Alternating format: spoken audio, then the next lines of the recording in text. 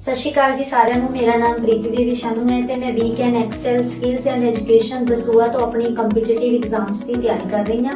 ਇੱਥੇ ਸਾਨੂੰ SSC, BSF, railway, PSTET, Punjab police ਤੇ ਕਈ ਹੋਰ ਪੇਪਰਾਂ ਦੀ ਜਿਹੜੀ ਹੈ ਤਿਆਰੀ ਕਰਵਾਈ ਜਾਂਦੀ ਹੈ। ਸਟਾਫ ਮੈਂਬਰ ਬਹੁਤ ਹੀ ਸਕਿੱਲਡ ਨੇ ਜੋ ਕਿ ਸਾਨੂੰ ਕੰਪੀਟੀਟਿਵ ਐਗਜ਼ਾਮਸ ਦੀ ਤਿਆਰੀ ਦੇ ਨਾਲ ਕੰਪਿਊਟਰ ਤੇ ਸਪੋਕਨ ਇੰਗਲਿਸ਼ ਦੀਆਂ ਫ੍ਰੀ ਕਲਾਸਾਂ ਦਿੰਦੇ ਹਨ, ਜਿਸ ਦੇ ਨਾਲ ਮੇਰੀ ਟਾਈਪਿੰਗ ਦੀ ਸਕਿੱਲਸ ਤੇ ਵੋਕੈਬਲਰੀ ਵਿੱਚ ਬਹੁਤ ਹੀ ਐਨਹਾਂਸਮੈਂਟ ਹੋਈ ਹੈ।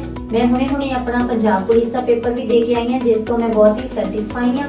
ਮੈਂ ਤੁਹਾਨੂੰ ਸਾਰਿਆਂ ਨੂੰ ਇਹੀ ਸਲਾਹ ਦਊਂਗੀ ਕਿ ਤੁਸੀਂ ਵੀ ਸਾਰੇ ਇੱਕ ਵਾਰੀ ਇੱਥੇ ਜ਼ਰੂਰ ਵਿਜ਼ਿਟ ਕਰੋ ਤੇ ਆਪਣੇ ਸੁਪਨਿਆਂ ਨੂੰ ਸਾਕਾਰ ਕਰਨ ਦਾ ਮੌਕਾ ਪਾਓ। Weekend Excel opposite army ground Dasuya. ਧੰਨਵਾਦ।